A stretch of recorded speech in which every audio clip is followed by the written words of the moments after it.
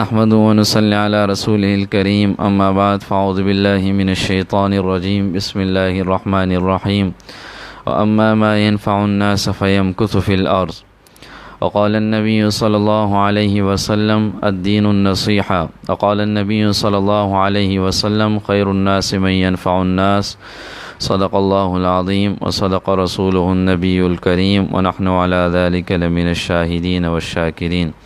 السلام علیکم ورحمۃ اللہ وبرکاتہ۔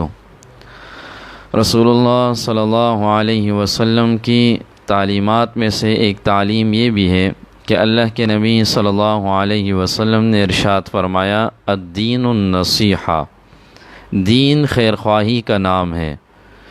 دین کا مطلب کیا ہے؟ دوسرے کے ساتھ خیر خواہی کرنا۔ رسول اللہ صلی اللہ علیہ وسلم نے دو جملوں کے اندر پورے دین کا خلاصہ بتلا دیا، الدین النصیحہ، کسی آدمی کا بھلا چاہنا، یہ پورے دین کا خلاصہ ہے۔ پورے دین کا خلاصہ کسی آدمی کا بھلا چاہنا ہے۔ اللہ کے نبی صلی اللہ علیہ وسلم نے اپنے قول سے، اپنے عمل سے یہ کر کے دکھایا۔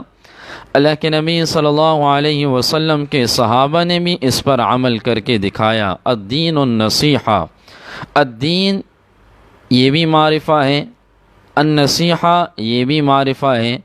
مطلب یہ ہے جہاں دین ہوگا وہاں خیر خواہی ہوگی، اور جہاں خیر خواہی ہوگی وہاں دین ہوگا۔ ان دونوں کا آپس میں لازم ملزوم کا تعلق ہے، دونوں ایک دوسرے سے جدا نہیں ہو سکتے۔ دیندار آدمی کبھی بدخواہ نہیں ہو سکتا، اور کبھی بدخواہ آدمی دیندار نہیں ہو سکتا۔ اللہ کے نبی صلی اللہ علیہ وسلم نے فرمایا خیر الناس من ينفع الناس، تم میں سے بہترین شخص وہ ہے جو دوسرے لوگوں کو فائدہ پہنچائے، اور میں من ينفع الناس، یہ تم میں سے سب سے بہترین آدمی ہے۔ رسول اللہ صلی اللہ علیہ وسلم نے اسے فرمایا۔ ایک صحابی کے بارے میں آتا ہے، اس صحابی نے گھر کے اندر بکری ذبح کی، اور ذبح کرنے کے بعد اس بکری کے پائے دوسرے صحابی کے گھر میں بیچ دیے۔ دوسرے صحابی کے گھر میں جب وہ پائے گئے، انہوں نے اپنے پڑوس کو دیکھا، انہوں نے اس پڑوسی کے گھر میں بیچ دیے۔ تیسرے نے چوتھے پڑوسی کے گھر میں بیچ دیے۔ یہ لوٹ کر اسی صحابی کے گھر، 7 گھروں سے لوٹ کر اسی صحابی کے گھر آئے۔ الدین النصیحہ، ہر ایک کے اندر خیر خواہی کا جذبہ کہ میرا پڑوسی ہے، اسے کوئی نہ کوئی فائدہ پہنچائے۔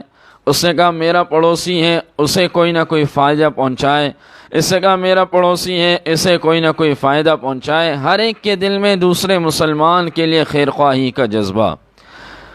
جنگ یرموک کے اندر رسول اللہ صلی اللہ علیہ وسلم کے جانثاران میں سے ایک صحابی زخمی ہوئے، اور زخمی ہونے کے بعد انہوں نے پانی کے لیے پکارا، العطش، کہ مجھے پیاس لگی ہے، مجھے پانی چاہیے۔ ان کے چچا زاد بھائی موجود تھے، انہوں نے پانی منگوانے کے بعد انہیں پانی پلانے لگے، تو زخمی صحابی کے قریب ایک اور صحابی زخمی تھے، انہوں نے کہا العطش، مجھے بھی پانی چاہیے۔ انہوں نے ان کے قریب وہ پانی منگوایا، ان کے قریب انہیں پلانے لگے، تو تیسرے صحابی نے کہا العطش، مجھے بھی پانی چاہیے۔ یہ ہوتے ہوتے 7 صحابہ نے پانی کا کہا کہ ہمیں پانی چاہیے، اور یہ پلانے والا ایک کے پاس جاتا، وہ دوسرے کا اشارہ کرتا، دوسرے کے پاس جاتا، وہ تیسرے کا اشارہ کرتا، یہاں تک کہ 7ویں کے قریب گئے، تو جس کے قریب گئے وہ اس دنیا سے جا چکے تھے، وہ شہید ہو چکے تھے۔ یہ فوراً اپنے چچا زاد بھائی کے پاس آئے کہ انہیں تو پلاؤں۔ جب ان کے پاس آئے وہ بھی شہید ہو چکے تھے، یہ فوراً دوسرے کے پاس آئے کہ انہیں تو پلاؤں، وہ بھی شہید ہو چکے تھے۔ 7 کے 7 شہید ہوئے، اور جاتے ہوئے بھی انہوں نے اس دنیا سے خیر خواہی کا جذبہ نہیں چھوڑا۔ الدین النصیحہ، دین خیر خواہی کا نام ہے۔ رسول اللہ صلی اللہ علیہ وسلم نے ارشاد فرمایا من فرج عن مسلم کربتا فرج اللہ عنہ کربتا من کربات یوم القیامہ، جو انسان کسی مسلمان سے کسی تکلیف کو دور کرے گا تو فرمایا اللہ رب العزت قیامت کی تکلیفوں میں سے اس آدمی سے تکلیفوں کو دور کریں گے، جو انسان کسی مسلمان سے کسی تکلیف کو دور کرے گا۔ شیخ شہاب الدین سہروردی رحمہ اللہ انہوں نے کچھ اشعار لکھے ہیں، اور ان اشعار کا ترجمہ یہ ہے کہ اگر نہانے سے رب ملتا تو رب مچھلیوں کو مل جاتا، مچھلیاں ہر وقت نہاتی رہتی ہیں۔ اگر ہر وقت اللہ کے ذکر سے رب ملتا تو رب اس کالی چڑیا کو مل جاتا جو ہر وقت اللہ کا ذکر کرتی رہتی ہے۔ اور پھر انہوں نے آگے فرمایا اگر پاک دامن رہنے سے رب ملتا تو رب اس خسی بیل کو مل جاتا جو ہر وقت پاک دامن رہتا ہے۔ پھر آخر میں فرمایا رب ملتا ہے تو انسان کو اچھی نیت سے ملتا ہے۔ اگر انسان کے دل میں اچھی نیت ہوتی ہے تو رب اسے ملتا ہے، جس کے دل میں دوسرے آدمی کے لیے اچھی نیت ہوتی ہے رب اس آدمی کو ملتا ہے۔ صحابہ اکرام رضوان اللہ علیہم اجمعین خیر خواہی کا جذبہ رکھنے والے تھے۔ چنانچہ حضرت عثمان ابن عفان رضی اللہ تعالیٰ عنہ کے بارے میں آتا ہے کہ مدینہ منورہ کے اندر قحط پڑا، مدینہ منورہ کے رہنے والے بھی پریشان، مدینہ منورہ کے تاجر بھی پریشان، گندم نہیں ہے، غلہ نہیں ہے، قحط کا وقت ہے۔ حضرت عثمان ابن عفان رضی اللہ تعالیٰ عنہ نے شام سے اپنا ایک تجارتی قافلہ منگوایا 300 اونٹ کا۔ جب وہ تجارتی قافلہ مدینہ منورہ پہنچا، یہاں سے یہودی تاجر، مسلمان تاجر اس قافلے کے پاس آئے اور حضرت عثمان ابن عفان رضی اللہ تعالیٰ عنہ سے کہنے لگے آپ اس غلے کی 100% قیمت ہم سے لیں، 100% قیمت، 100 روپے کی چیز ہے تو کہا 200 روپے کی ہمیں دیں، آپ 100% قیمت ہم سے لیں۔ حضرت عثمان ابن عفان رضی اللہ تعالیٰ عنہ کو علم تھا کہ اس وقت میں اگر اور بھی زیادہ کہوں گا یہ دینے کے لیے تیار ہوں گے، چنانچہ انہوں نے کہا نہیں 100% کم ہے، مجھے اس سے اوپر چاہیے۔ ایک تاجر نے کہا میں آپ کو 200% منافع دیتا ہوں۔ حضرت عثمان ابن عفان رضی اللہ تعالیٰ عنہ نے فرمایا نہیں 200% بھی کم ہے، مجھے اس سے اوپر چاہیے۔ ایک اور تاجر نے کہا میں اس سے اوپر آپ کو 300% دیتا ہوں۔ حضرت عثمان ابن عفان رضی اللہ تعالیٰ عنہ نے فرمایا 300% بھی کم ہے، مجھے اس سے اوپر چاہیے۔ تو وہ تاجر بڑے حیران ہوئے، کہنے لگے 300% منافع، اس سے کیا اوپر بھی کوئی دے گا؟ حضرت عثمان غنی رضی اللہ تعالیٰ عنہ نے فرمایا جی ہاں، میرے پاس ایک گاہک ہے جو اس کے بدلے 700 گنا مجھے منافع دے رہا ہے۔ اور قرآن مجید کی آیت سنا دی مثل الذین ينفقون اموالهم فی سبیل اللہ کمثل حبۃ انبتت 7 سنابل فی کل سنبلۃ 100 حبہ۔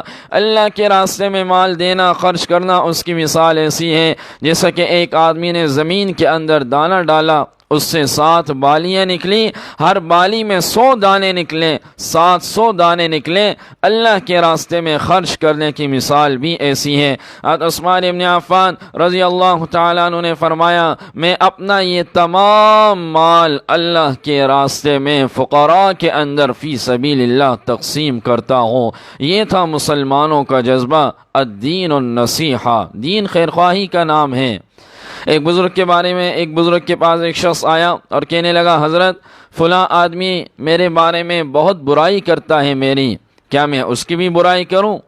تو اس بزرگ نے بڑی اچھی بات کہی، کہا اگر تو اس کی برائی کرے گا، وہ تیری برائی کرے گا تو اس دنیا کے اندر، پوری دنیا کے اندر آگ لگ جائے گی۔ اس دنیا کے اندر رہنے والے انسان پھر کہاں ہوں گے؟ اس دنیا میں ہمیں چاہیے اگر کوئی مسلمان ہے دوسرے مسلمانوں کے ساتھ اچھا سلوک کریں، خیر خواہی کا جذبہ رکھیں۔ کوئی مسلمان ہے، ایک وہ وقت تھا جب مسلمانوں کے گھروں کی قیمتیں ہوا کرتی تھیں کہ ہمارے پڑوس میں یہ مسلمان رہتا ہے اس لیے ان کے گھر کی قیمت ہے۔ عبداللہ بن مبارک رحمہ اللہ کے بارے میں آتا ہے ان کے پڑوس میں ایک یہودی تھا، تو اس یہودی نے اپنا مکان بیچنا چاہا، اس کی قیمت 1000 درہم تھی۔ اس یہودی نے کہا میں اپنے مکان کی قیمت 2000 درہم رکھتا ہوں، میں اپنے مکان کی قیمت 2000 درہم رکھتا ہوں۔ تو چنانچہ جب یہ بات کہی تو کہنے والے نے کہا آپ کے مکان کی قیمت 1000 ہے، آپ 2000 کیوں لے رہے ہیں؟ انہوں نے کہا بات یہ ہے مکان کی قیمت 1000 ہے، 1000 عبداللہ بن مبارک رحمہ اللہ کے پڑوس کی قیمت ہے، 2000 میں اس لیے لے رہا ہوں۔ ایک وہ وقت تھا جب مسلمانوں کے گھروں کی قیمتیں ہوا کرتی تھیں، اور مسلمان دوسرے مسلمانوں کے ساتھ فرمایا کہ اگر کسی مسلمان کے ایک عضو میں درد ہو تو تمام مسلمانوں کے جیسا کہ ایک عضو میں درد ہوتا ہے پورے جسم میں تکلیف ہوتی ہے، اگر کسی مسلمان کو اس دنیا کے کونے میں تکلیف ہو تو تمام مسلمانوں کو تکلیف ہونی چاہیے، کیونکہ اس کے اندر مسلمانیت والا جذبہ ہے کہ میرا مسلمان تکلیف کے اندر ہے، اسے بھی تکلیف ہونی چاہیے۔ یہ مسلمانوں والا جذبہ آج ختم ہوتا جا رہا ہے۔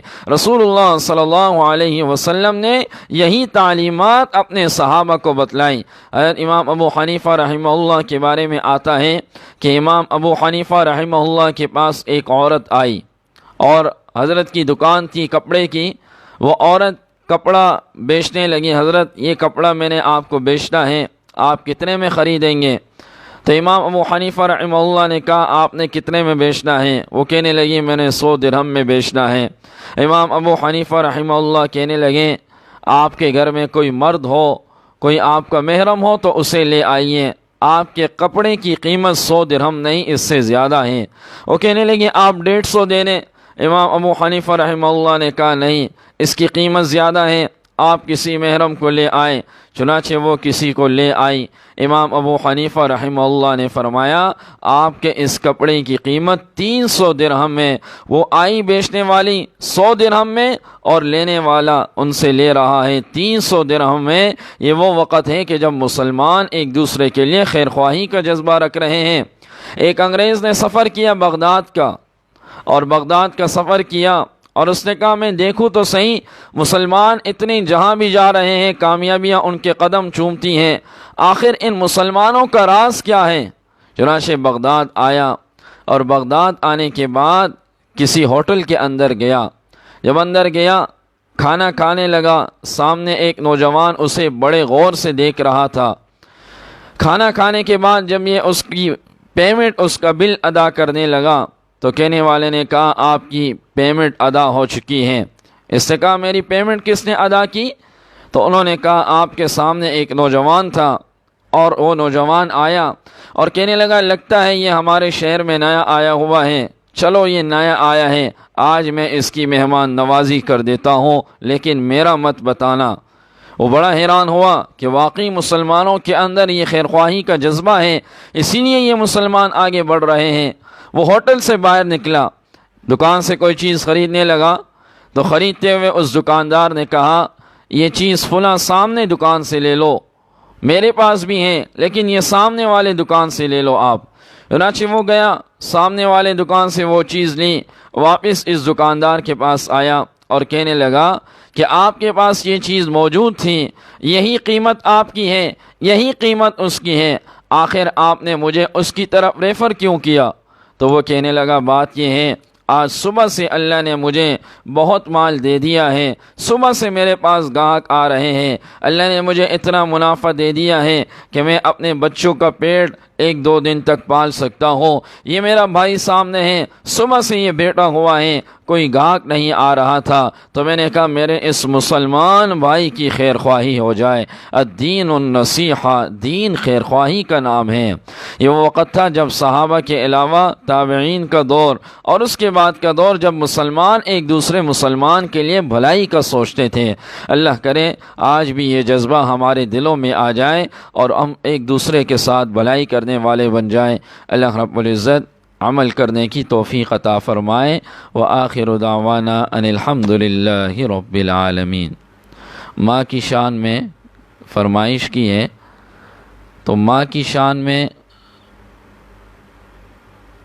اشعار بھی انشاءاللہ کل آپ حضرات کے سامنے سناؤں گا۔ یہ ساجد زین صاحب نے فرمائش کی ہے، اور ایک اور ساتھی نے فرمائش کی اللہم صلی علی ثاقب آرائی صاحب نے، انہوں نے بھی فرمائش کی ہے۔